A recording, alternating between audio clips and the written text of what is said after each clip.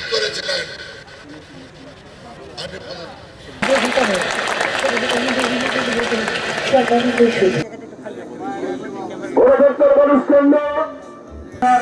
digital Bangladesh করার অগ্রদূত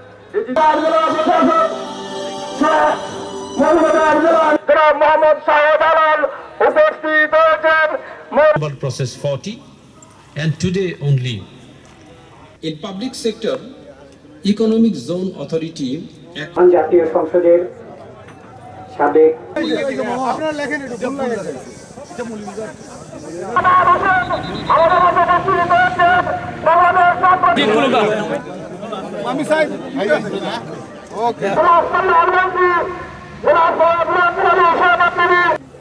বাংলাদেশ আওয়ামী লীগ মৌলভীবাজার জেলা শাখার সম্মানিত সাধারণ সম্পাদক সবাইকে বিনীতভাবে অনুরোধ জানাচ্ছি নিজ নিজ